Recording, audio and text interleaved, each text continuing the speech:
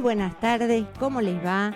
Estás escuchando El Ojo de Diotima, una mirada puesta en los matices de la literatura porque amamos el debate y el gris.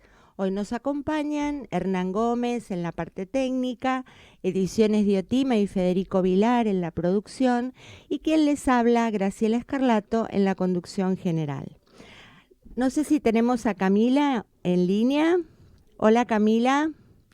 Hola, hola, Hola. ¿qué tal? Hola, ¿cómo estás? Estamos muy contentos de tenerte en el programa, así que bueno, muy bienvenida. Bueno, muchas gracias por la invitación. Bueno, para nuestros oyentes, para los que no la conocen todavía, pero deberían, vamos a presentar a Camila Fabri. Ella nace en Buenos Aires en 1989, es escritora, directora de teatro y actriz. Publicó el libro de cuentos Los Accidentes en MC en el 2017 y la novela de no ficción El día que apagaron la luz en Seix Barral en el 2019, declarada de interés cultural por el gobierno de la ciudad de Buenos Aires. Formó parte de la selección Ochenteros, escritores nacidos en los 80, en la Feria del Libro de Guadalajara en el 2017. Ha sido publicada en España, México y Chile y traducida al inglés y al portugués. En el 2021 fue seleccionada por la revista Granta entre los 25 mejores narradores en español menores de 35 años. Bueno, gracias por tu compañía. La verdad que yo estaba muy contenta para que te conocieran nuestros oyentes, los que todavía no han visitado tus libros. Vamos a mostrarlo. Este es el último libro de cuentos, Estamos a salvo, que se los recomiendo muchísimo. Y este es acerca de los episodios de Cromañón, que se llama El día que apagaron la luz. Los dos no se pueden soltar. Bueno, Camila, la primera Mm, pregunta entonces sería, ¿quién es Camila Fabri, no? ¿Cómo y cuándo empezás a escribir?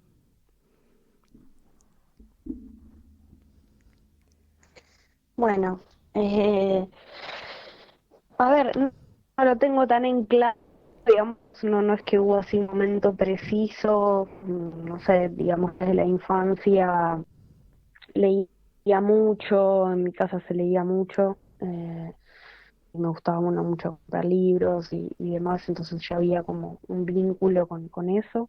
Y bueno, ya más en la adolescencia empecé a hacer algunos talleres varios en centro de cultura y demás, y cuando terminé, bueno, la secundaria ahí ya me empecé a formar de una manera un poco más profesional. em, y bueno, y ya el primer libro que publiqué fue Los Accidentes, que fue en el año 2015. Yo tenía 25 años. Y esos fueron, bueno, fue como es mi primer libro, que eran unos cuentos, digamos, que yo había venido escribiendo hacía varios años. Creo que el primer cuento que estaba publicado ahí eh, lo escribí a los 18 años, o sea que es como un libro que reúne muchos años, digamos, ¿no? Que es lo que suele pasar con los primeros libros también. Y bueno, y a partir del lanzamiento que empezó a organizarse, digamos, Camila, desde se todo. corta un poquito, se entrecorta. ¿Te podemos llamar a un fijo? Ah, es que no tengo Bueno, solo el celular, no o tengo te un llama fijo. por llamada común de celular en vez de llamarte por WhatsApp, así no se nos entrecorta. Ah, dale, dale, sí, sí, sí. Así te escuchamos bien, dale. Ahora te llamamos por el celular de vuelta. Mientras tanto, yo les voy a contar que El día que apagaron la luz es un texto de no ficción, en realidad es una ficción verdadera sobre los sueños y las pesadillas que poblaron las cabezas de esos jóvenes, los que estuvieron en Cromañón, una crónica fragmentada sobre los modos de construirse adulto y un relato emocionante sobre la confusión de vivir. Fabri escribe una novela de voces múltiples, pero siempre cerca del adolescente que fue. Y con la literatura como posibilidad, vuelve a preguntarse por ese día en que su generación se topó con la muerte. Les digo que este libro es tremendo y a la vez hermosísimo, así que no dejen de leerlo. Camila Fabri es una escritora, por lo que nos contás, Camila, muy precoz, profesional ya desde muy jovencita, pero les puedo asegurar que sus textos no son fáciles de olvidar. Y Camila, con respecto a tu libro de cuentos, Estamos a Salvo, que es el último publicado por Sex Barral, ¿nos querés contar cómo aparecen esos cuentos, el hilo conductor que los va uniendo, la idea de este libro? Bueno, Estamos a Salvo también es un libro que reúne varios cuentos que yo venía escribiendo en paralelo con el día que apagaron la luz, digamos, como que en su momento iba a salir primero Estamos a Salvo, de hecho, pero bueno, al final hubo ahí como un cambio en la publicación, pero eran cuentos que también, digamos, que ya yo venía escribiéndolos hace unos años, y una vez que, bueno, los reuní, digamos, en un archivo, empecé a trabajarlos con la editora, a partir de ahí empezamos a definir un poco, bueno, cuál era el orden de las historias, y empecé a buscar estas pequeñas citas que tiene cada cuento de National Geographic, que todos los cuentos arrancan con una cita, de documentales de la naturaleza y del mundo, digamos, que tiene que ver más con, bueno, con lo que no se controla tanto, ¿no? Como la civilización, la naturaleza, la natalidad, como los grandes temas. Fui buscando un poco esas citas que hicieran cierta metáfora con los cuentos, y a partir de ahí, bueno, empezó a aparecer una especie de leitmotiv del libro que reúne a todos los cuentos. Ujú. Son 17 cuentos, no les puedo decir a cuál de todos más interesante, más, no sé con qué palabra buscar, porque además de conmover, quedan, ¿no? Dando vueltas un poco en la mente del lector. Son cuentos que, bueno, uno lo acompañan durante un tiempo. Y con tu profesión de actriz, Camila, ¿cómo influye tu profesión también de directora de cine en el momento de la escritura?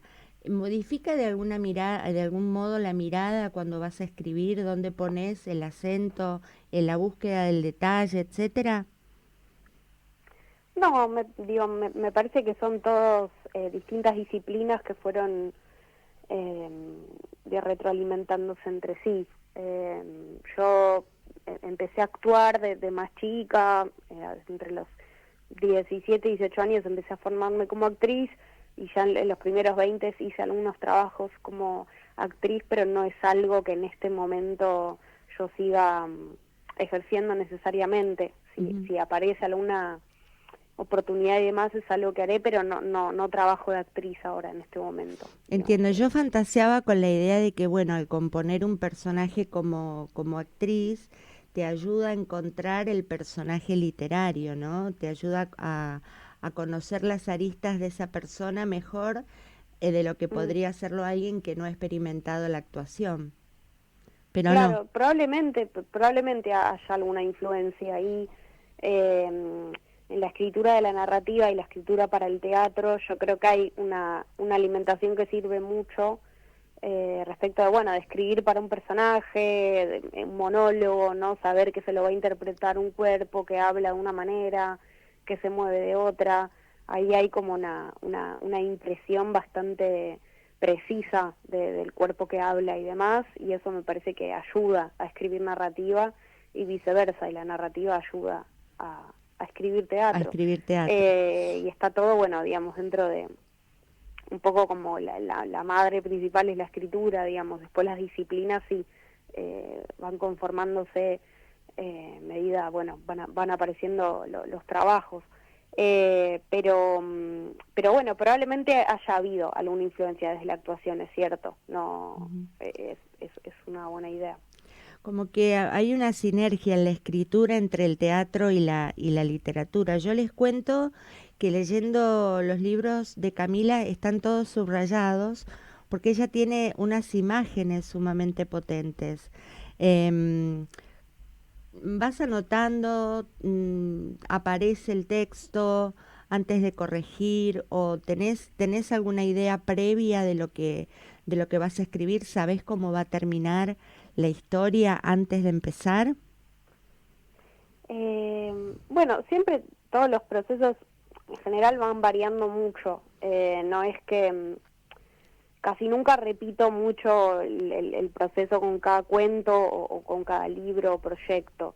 Varía, depende, bueno, no sé, del momento, de cuáles sean las obsesiones con los distintos temas y demás, pero en general todo va pasando a medida que uno va escribiendo, digamos. Es raro que previamente se sepa, bueno, cuál va a ser como el final o dónde se van a oponer, no sé, los personajes y demás. Como que confío bastante en ese proceso de escritura, que es algo bastante silencioso, algo bastante íntimo. Me parece que se va desgranando más ahí.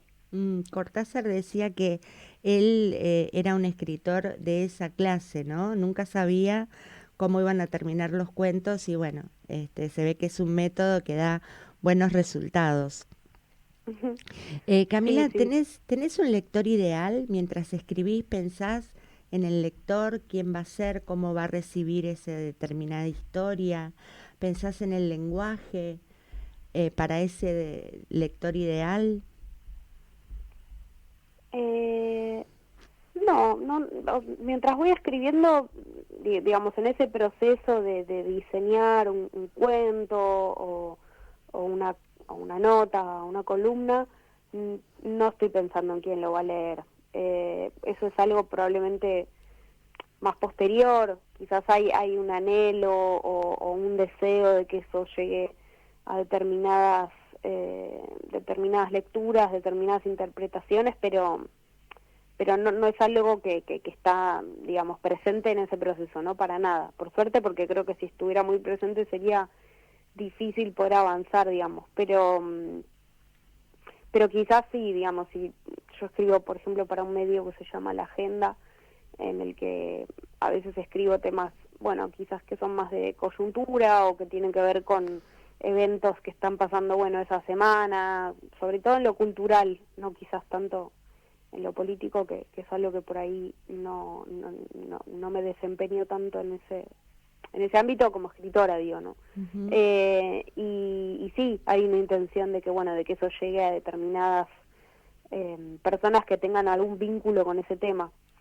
pero más que nada ahí, me parece, en Entiendo, en ese la tipo de ficción no. textos. ¿Y en la corrección o en la reescritura tampoco? O sea, no te En la casás corrección, diciendo, pensando en quién lo va a leer, no, pensando en el no, no, no, lector. tampoco, Ajá, ajá. Bueno, no, no, excelente. no. Eso también depende de cada escritor. Nosotros esta pregunta la solemos hacer.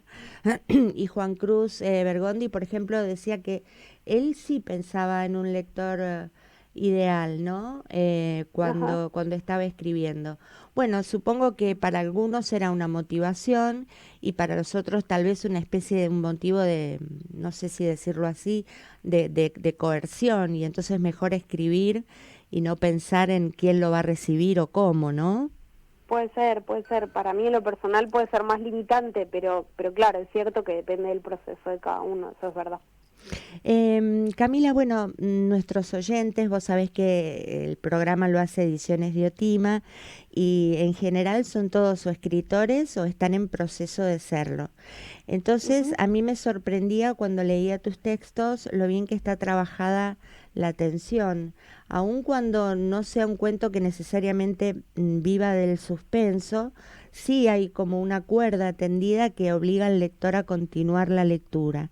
Y te quería preguntar si vos sos consciente de eso y si tenés una técnica o si pensás un proceso especial para retener la atención del lector y el suspenso del relato.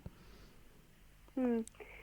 Es curiosa la idea de la técnica porque eh, en general, digamos, yo creo que no hay una técnica per se o no hay técnicas así como estructurales para escribir, digamos, ¿no? Probablemente sí haya algunas técnicas más formales, sobre todo, bueno, en el guión audiovisual tal vez, ¿no? Teniendo en cuenta, bueno, la duración de las escenas, bueno, el interior o el exterior, dónde sucede cada escena y demás, pero porque eso, bueno, después tiene como un destino más en el relato audiovisual, pero en la narrativa me atrevería a decir que en lo personal y quizás, bueno, en los talleres que puedo dar y demás, trato de alivianar un poco la idea de la técnica. Yo creo que la técnica mayor tiene que ver con tener un gran interés por la lectura, Ujú. por tener como una lectura vasta y muy variada, como si fuera una especie de dieta variada, no sé, ¿no? Como poder leer tanto poesía como narrativa, como ficción o no ficción, eventualmente, bueno, algún ensayo, notas periodísticas. Me parece que dramaturgia, digamos, que de todos esos géneros uno puede ir tomando ideas como si fuera una especie de más memoria fotográfica, Ujú. pero no, y para nada en el proceso de escritura yo en lo personal voy trabajando la técnica para mantener al lector atento o no. Yo creo que tiene más que ver con eso, con intentar reproducir algunos escenarios que uno ha vivido, tal vez, o que ha visto y que sintió, bueno, angustia o sensaciones de miedo o de felicidad, no sé, ver qué de eso se puede reproducir después. Ujú. Pero, pero yo creo que va bastante escindido de una técnica, eh, bueno, como más precisa, digamos, ¿no? Como si fuera una técnica, bueno, de seguir ciertas instrucciones que yo creo que Claro, no no hay las hay. recetas, ¿no es cierto? A la hora de escribir No, no hay recetas, y vos tenés razón en lo que decís, todo lo que podemos llegar a leer, todo ese material diverso, aunque el que está escribiendo no lo note, no se da cuenta, pero intercede en la escritura, ¿no? Todo eso es parte de lo que somos a la hora de escribir.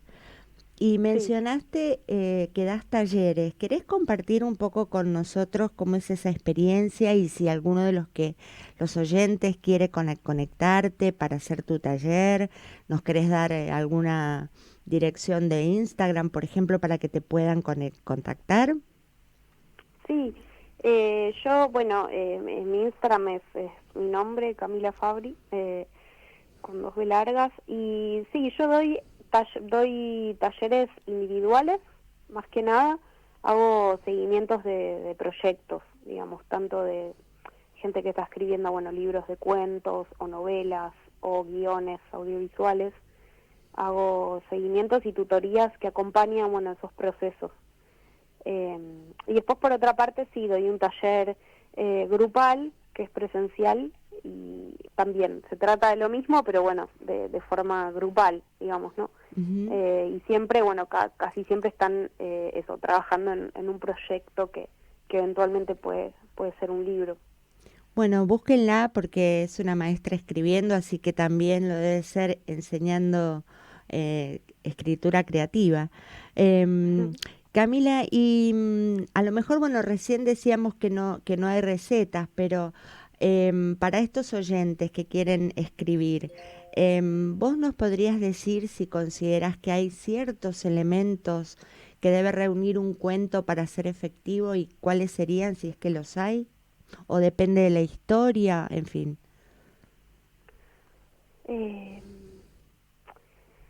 es que creo que puedo hablar solo como lectora, digamos, en ese sentido, porque Sí. Ujú. no, y también la idea de lo efectivo, yo creo que es muy subjetivo eso. Si un cuento, porque probablemente haya un cuento que para mí es muy efectivo, en el que probablemente no pasa nada, eh, Ujú. que es un cuento que solo relata un estado de las cosas y son cosas que pasaron fuera de campo o antes del cuento o no pasaron todavía. Em, entonces sería difícil para mí, eh, eso, identificar cuál es ¿no? Como el síntoma que hace que un cuento funcione y otro que no funcione. Yo creo que son muchas cosas que se tienen que dar juntas, tiene que ver con, bueno, con tener como un estilo personal, con tener una mirada, eh, más que nada una mirada propia sobre las cosas. Y, y después, bueno, poder hacer un recorte de eso, tener como una noción bueno, de la duración también de una historia, ¿no? Ujú. A veces hay cuentos que son falsas novelas, porque son cuentos muy largos, que podrían seguir pero terminan y no son ni una cosa ni la otra, ¿no? Eh, yo creo que eso, está como en una zona más tácita, eh, saber específicamente por qué nos gusta un cuento, ¿no? Sí, quizás yo te lo pregunto, que es una pregunta de editor más que de escritor, ¿no? Quizás es una Ah, pregunta para editores. Bueno, y hablaste del estilo y me parece súper interesante porque, em, bueno, Roland Barthes decía que el estilo no se puede elegir, que es algo mm. orgánico, ¿no? Que viene con el cuerpo.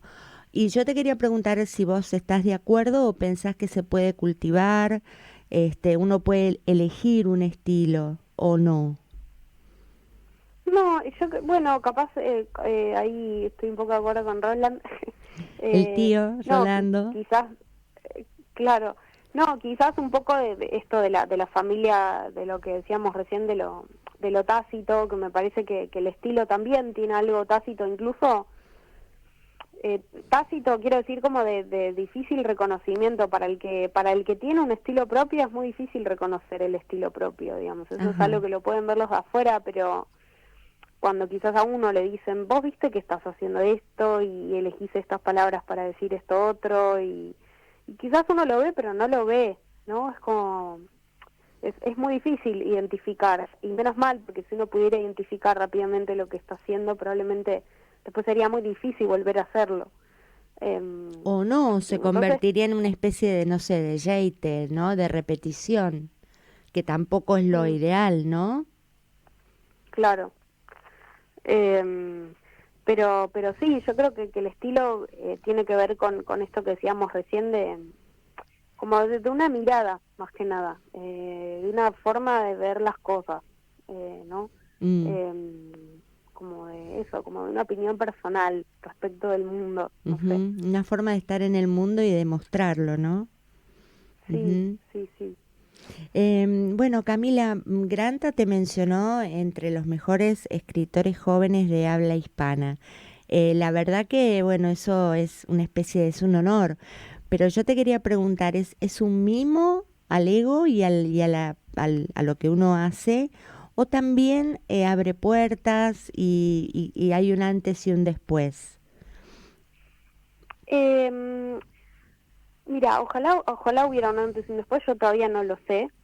O sea, no fue algo así como inmediato. Es cierto que sí, quizás ayuda a que haya otra apertura a distintas oportunidades laborales y demás, pero es algo que yo creo que se va construyendo con el tiempo también, así como la carrera que uno hace, digamos, ¿no? Ante todo, yo creo que es una especie como sí, de aceptación, de decir, bueno, yo siempre digo como algo de renovar nupcias, un poco con el Mm, oficio, como decir, bueno, está bien, seguí por acá, ujú. eh, pero es más que nada eso, digamos. Después está en uno eh, seguir como bueno, con cierta ambición y con ciertos deseos, eh, para poder, bueno, con esas pequeñas ayudas, eso, llegar a como a poder seguir publicando y demás. Mm. ¿Y qué estás escribiendo ahora, Camila? Ahora estoy con una novela que yo pensaba que no escribía novelas, pero escribí un cuento que se fue haciendo largo y, bueno, entre una cosa y la otra es una novela. Eh, que un poco ahí pasó eso, ¿no? Que no me lo propuse en ningún momento. Eh, digamos, directamente fue eso, es un cuento que fue creciendo Ujú. y por la cantidad de caracteres terminó, bueno, digamos, teniendo más que ver con ese género. Así que estoy con eso y, bueno, por ahora sin vistas de publicación pronta, pero trabajándola. Qué bueno. ¿Y tenés así alguna rutina? ¿Escribís todos los días? ¿Escribís cuando tenés una idea? o te sentás para que la inspiración te encuentre trabajando? Bueno, parezco una improvisada. Solo con la escritura soy bastante de la improvisación. Después con todo lo demás soy una obsesiva, pero con la escritura no tengo un método ¿cómo decirlo? Eso, más de Una rutina, digamos. disciplina, ¿no? Ajá. Claro, eso. En un momento pensaba que me sentaba mejor escribir por las mañanas y hace poco estuve escribiendo de noche. Puedo pasar meses sin escribir. Ajá. No es algo que con lo que yo conecte a diario. Quizás sí cuando tengo que entregar alguna nota y demás respecto a algo laboral, Ujú. pero en los proyectos propios es muy variable. Está bien, o sea, es cuando tenés una idea que decís, esto merece ser escrito, que es cuando te pones a trabajar, a lo mejor después que lo pensaste un montón, ¿no? Puede ser, sí, sí, sí, no es solo el momento en que uno se sienta a escribir, ¿no? Quizás es todo ese tiempo que uno estuvo pensándolo hasta que uno se sienta, también es escribir eso. Claro, te llevas la historia en el subte, en la ducha, a la noche, en un café, ¿no? Em, Claro, Bueno, y le hacemos esta pregunta a todos los escritores porque viste que en el ámbito de las lenguas anglosajonas se ha puesto muy de moda la cancelación, la cultura de la cancelación. Y entonces se sí. está pensando y se está reescribiendo la obra de Mark Twain, la de Shakespeare, ¿no? Como si un determinado pasado no hubiera ocurrido. Acá en la Argentina, ¿vos sentís que eso se siente, que hay una tendencia a no ser políticamente incorrectos, que hay como desde la parte, o puede ser desde las editoriales, o uno mismo al escribir, pensar, bueno, tratar de no pecar de políticamente incorrecto o no? Eh, que no sé si entendí bien, como, Sí, la idea sería, como, si sentís que esa moda de la cancelación se está instalando de a poquito en la Argentina, si es así, si es de parte de los editores o son también los escritores los que no quieren ser políticamente incorrectos. Po- claro, de la cancelación, digamos, de qué, digamos, de gente que escribe, digo, no sé, como textos machistas, Por ponele o algo así, o más ejemplo, de... claro, textos Ah, machistas, o a lo mejor, qué sé yo, la novela escrita desde el punto de vista, no sé, como el de Ariana Harwitz, degenerado, desde el punto de vista del asesino, y como que eso no va, porque bueno, en el extranjero, bueno, todo lo que tenía que ver con el racismo, con el machismo, todo eso se está reescribiendo, se pretende hacerlo. mm, sí, no, obviamente que todo lo que vaya en contra de lo creativo no es algo que no, con lo que no estoy de acuerdo, digamos. Ahí, bueno, si estoy a favor o no de la cancelación, quizás sea es otra conversación, pero no, sí, no me parece que haya que censurar ideas de ficción. En ese sentido, no, sí, no creo que sea lo Ujú. ideal. Y sentís que hay una tendencia, que está empezando a haber una tendencia en el sentido de la cultura de la cancelación acá en la Argentina, o todavía no? No es algo que haya sentido así de como de bajadas de editores o editoras o que haya escuchado con otros autores, pero bueno, Bueno, es una re buena noticia, porque viste que todo lo que se pone de moda en Estados Unidos o en los países del primer mundo, muy entre comillas, termina llegando acá. Es como, sí, eso es cierto, es verdad, pero bueno, esperemos que no. bueno, me alegro mucho y lo que vos decís, ¿no? Que con respecto a la escritura, todo lo que sea libertad en la creatividad, es lo que va, ¿no? Todo lo que tenga que ver con la censura no aplica. No, totalmente, creo que en ese caso no. Bueno, preciosa la entrevista, Camila. Muchísimas gracias por estar con Por nosotros favor, este a ustedes. ratito. Lo disfrutamos mucho y bueno, esperamos tener tu novela muy prontito, ¿eh? Les Ay, recuerdo sí, este libro, vayan a buscarlo, Estamos a salvo, de Camila Fabri, y si quieren tener una idea y una de la experiencia que fue Cromañón desde la mirada de esta escritora, El día que apagaron la luz, no se lo pierdan, ¿eh? Un abrazo, Camila, muchas gracias. Un abrazo, muchas gracias, besos. Beso. Bueno, y para despedir a Camila vamos a escuchar, en honor a su novela El día que apagaron la luz, un tema de Los Piojos que está tocado también en conmemoración de Cromañón, muy despacito. Bueno, vamos a dedicar este tema a las 193 víctimas de Cromañón.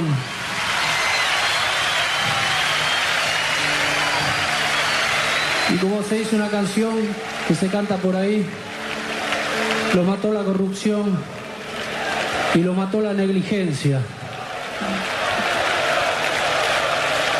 Esperemos que esa tragedia sirva para aprender a cuidarnos, para aprender a cuidarnos entre nosotros, porque está visto que no nos cuida nadie. Tengamos la edad que tengamos, para ser un país menos negligente, porque un país con esta riqueza no puede ser que deje que hayan chicos que se mueren de hambre. Así que esperemos que después de que cada uno pague sus responsabilidades, esa tragedia sirva para hacer una sociedad mejor.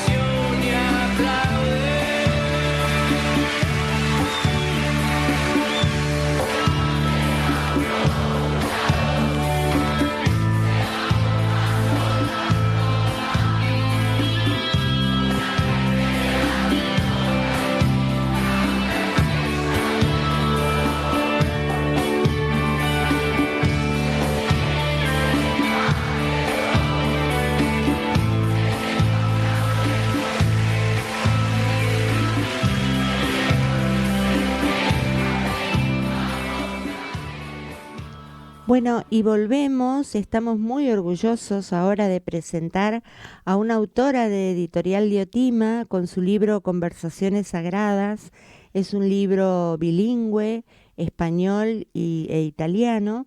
Y para los que todavía no la conocen, y como decíamos con Camila, pero deberían, se las voy a presentar muy brevemente.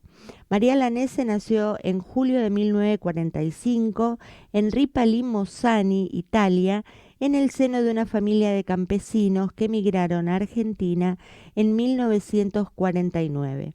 Reside en Rosario desde entonces.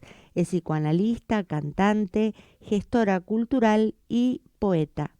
Ha publicado Sonidos graves, Mariposas en la lengua, Áncora, Cartas de cera, Cuerdas y sudarios, y los 4 últimos libros suyos son bilingües español-italiano, al igual que No sin antes y Versos templados. Todas las versiones en italiano de sus libros han sido realizadas por Antonio Pinto. Sonidos graves y Mariposas en la lengua, en español-alemán, fueron publicados en Stuttgart, Alemania. La antología Personal andante, serbio-español, fue publicada en Serbia. Ha realizado lecturas en Madrid, Montenegro y Milán. Hola María, ¿cómo estás? Hola Graciela, querida, ¿cómo estás? Hola, Muy un contenta placer. de estar con ustedes. Un placer tenerte. Estamos en video con María. Qué suerte, así te pueden ver nuestros invitados. Bueno, qué libro, Conversaciones Sagradas, ¿no? Qué profundidad que hay ahí y qué trabajo a 4 manos. ¿Por qué no le contás un poco a los oyentes cómo es que nace? Lo voy a mostrar a la cámara para que lo vean. Estas aves, estos pajaritos que están en la tapa. Ahora María nos va a contar qué representan porque ella los pidió. Y bueno, es un libro hermoso, no se lo pierdan. María, ¿qué significan los pajaritos? Y contanos un poquito. Los pajaritos somos Antonio y yo conversando. Ajá. Les cuento por qué es eso. El libro se llama Conversaciones Sagradas. Fue una idea de Antonio Pinto, la de hacer esta experiencia de escritura. En realidad, todo el libro es una verdadera experiencia de escritura que nos sorprendió a nosotros mismos. La anécdota, digamos, la anécdota que permitió luego esta experiencia es que durante la pandemia, bueno, yo estaba muy callada, poéticamente, y Antonio me hace esta propuesta, me dice, no puede ser que no estés escribiendo, yo me voy a poner a escribir, esta es su primera experiencia como poeta, la verdad que por ser la primera, magnífica. Sí, totalmente. Magnífica. Dice, yo voy a tratar de estimularte, o mejor dicho, de provocarte para que escribas. Entonces, su ocurrencia fue mandarme un poema suyo al cual yo debía contestar con un poema mío, no cualquier cosa, sino en relación a su poema. O sea, por bueno, eso lo de conversación, ¿no? Es versar con el otro, ¿no? Exactamente.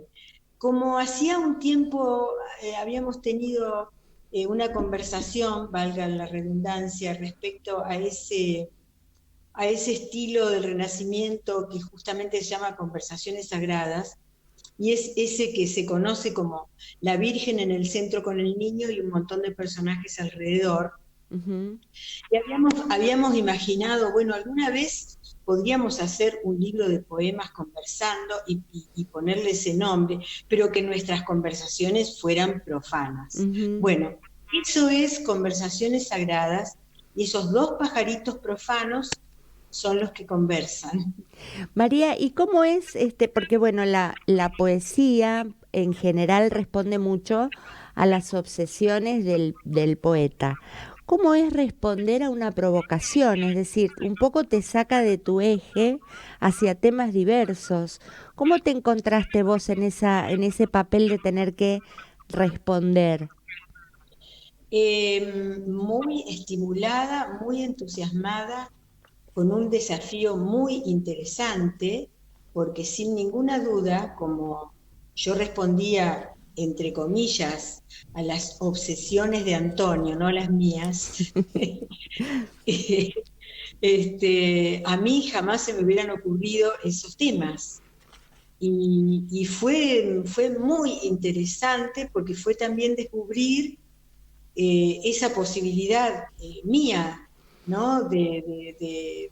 Bueno, y fue, claro, nosotros hace casi 9 años que conversamos, digo, que estamos trabajando juntos, que nos conocemos mucho, y en este trabajo tan particular como es versionar poesía, porque, bueno, cada trabajo tiene su dificultad, ¿no? Pero particularmente versionar a otro idioma la poesía es algo de un trabajo muy, muy intenso, exquisito y complicado, ¿no? Exactamente, complicado, exquisito y complicado, las dos cosas, sí. Y así que bueno, más o menos eso fue lo que se fue dando para alegría de los dos, porque Antonio también descubrió que tiene ese talento, sus poemas son hermosos Bueno, y hablando sí, trabajamos precisamente, mucho también, los dos somos muy obsesivos para trabajar, así que volvemos a leer muchas veces lo que producimos, mm, conversamos mucho, también nos peleamos. ajá, como buenos amigos que están conversando. Yo quisiera, para que te conozcan, María, a vos y a Antonio, leer un par de poemas, ¿no? El poema de la provocación, que sería de Antonio. Me gustaría leer Claroscuro y después Arcoíris. ¿Te parece bien? Me adivinaste el pensamiento porque los tengo marcados. Bueno, léelos Vaya, vos, por favor. Si qué los tenés, lección, Graciela. léelos, por favor. De verdad lo estoy diciendo, lo tengo marcado. Sí, sí, por supuesto. No, no, sí, Qué no, lindo, no es la primera vez que nos pasa que qué se nos bárbaro. cruce el pensamiento. Sí. Bueno, Claro Oscuro.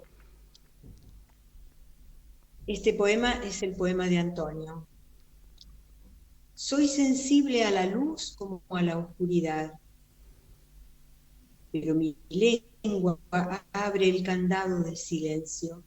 A veces arrojo recuerdos como escombros y quedan ahí como un hechizo. Floto en un mar de nostalgia, como flotaban las burbujas de jabón en el jardín de mi infancia. Un delgado, oscuro, iridiscente, escudo iridiscente, me defiende del caos. Sigo flotando, esperando no estallar. Arco iris. Flota mi memoria entre la pura luz y el negro de la ausencia.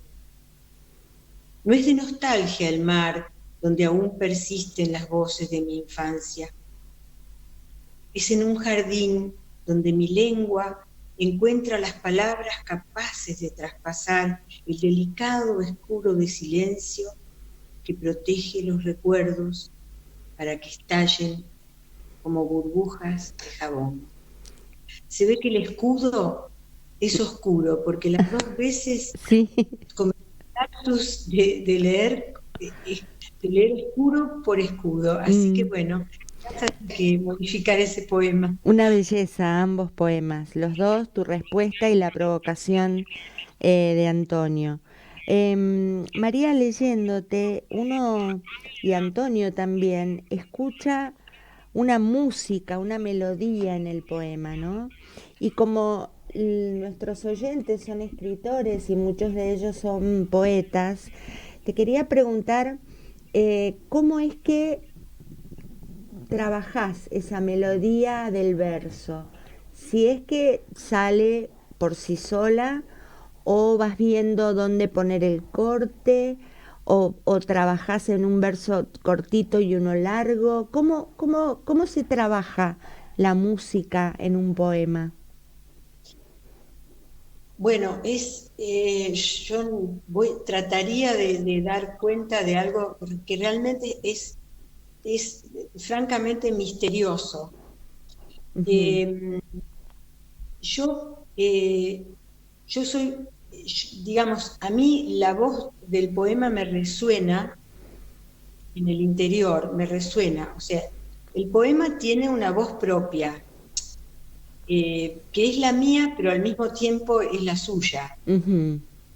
Entonces, yo no sabría cómo explicarlo de otra manera.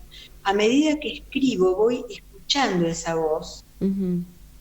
y a medida que voy escribiendo y que el poema se va componiendo, porque yo concibo el poema como una composición, Ujú. eh, esa voz a veces chirria, a veces chifla, a veces sopla. Ajá. Cuando aparece eso en la escritura, en el transcurso de escuchar esa voz, es cuando yo me preocupo y trato de buscar otra palabra que no produzca ese efecto en el poema. Mm. Y es así como se va armando. Por otro lado, hay otra cuestión que tiene que ver con el silencio. Es decir, tampoco yo concibo la escritura sin la inclusión del silencio y de los silencios dentro del poema, que son los que van marcando los cortes, como vos preguntabas respecto a los cortes, Ujú. los espacios, el dibujo del poema en la hoja, a mí me lo van marcando los ritmos, porque también en esa voz del poema resuena el ritmo, que no es otra cosa que lo que cada palabra lleva en sí misma, ¿no? Cada palabra y en cada letra y en cada sílaba va llevando una armonización de los sonidos, que uno sin tener que pensarlo demasiado los escucha, ¿no? Claro, vos como cantante además, ¿no, María? Como en tu función de intérprete de la música, eso es, se nota muchísimo en tu poesía, la función del ritmo y de la melodía. Sí, eso es algo, bueno, además yo soy una cantante de oído, como diría, yo no leo música. Ajá. Así que todo me lo va proveyendo mi oreja. Este, y sí, es así, es Ujú. eso. Y es como si en un punto, porque yo te escuchaba decir que vos escuchás el poema, ¿no? Es como si esa voz poética de alguna manera le fuera dictada al propio poeta. ¿Es así? ¿Así lo vivís? Como que después lo lees y decís, bueno, esto, ¿qué quise decir? ¿Por qué? O ya va, o ya sabes el sentido que va a tener un determinado poema cuando empezás. Es tan extremo, en mi caso, No, hablo de mi caso, ¿no? Cada persona que escribe es Un un mundo. misterio propio, ¿no? No, en mi caso es tan extremo eso que yo vuelvo sobre mis libros y yo misma me sorprendo de cómo haya podido yo combinar eso que hice. O sea, porque eh, es algo, es algo mío, pero al mismo tiempo en algún punto ajeno, ¿no? Algo que me viene de alguna parte que soy yo, pero a la cual no accedo permanentemente, digamos, Claro, claro, sino, vienen de ese inconsciente, ¿no? sino en el propósito y en el estado de escritura, digamos, ¿no? Ujú. María, y bueno, ¿qué estás escribiendo ahora? ¿Con qué nos vas a regalar en los próximos meses? ¿O siempre estás escribiendo?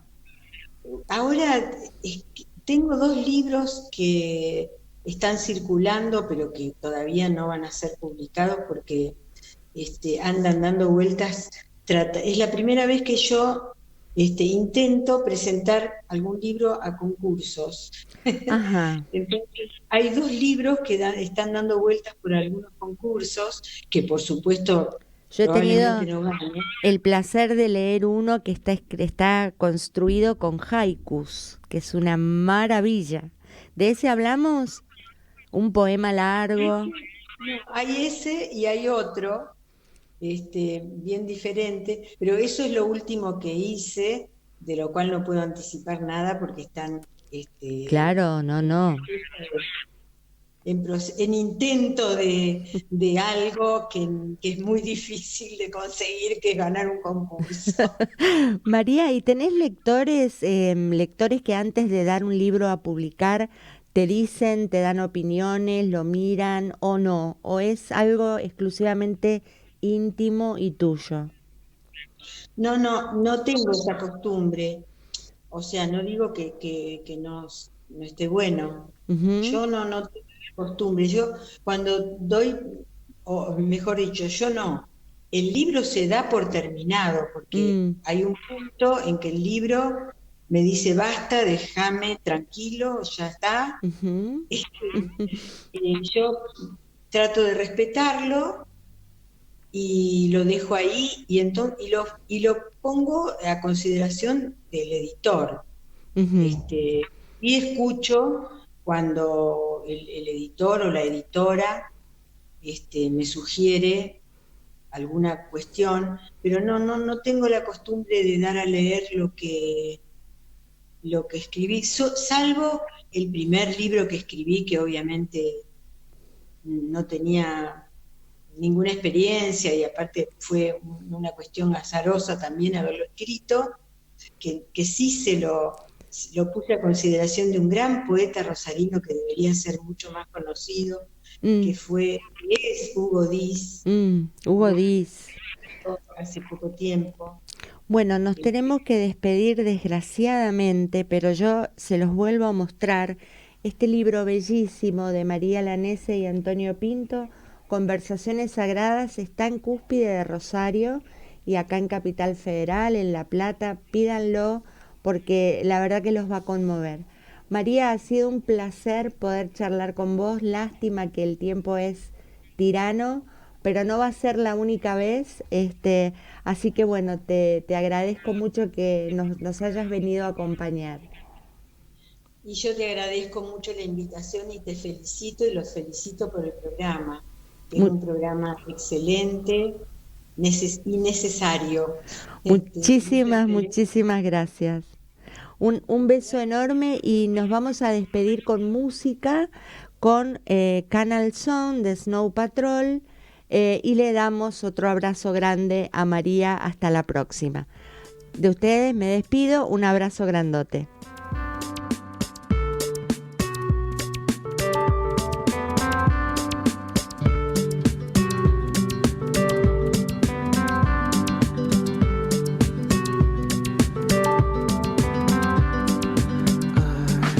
Saw it leave your face. It's the only thing that I need. It's the only thing that I need. So take it. I caught you and your canvas eyes. Was the only thing that the only thing that I need to take it.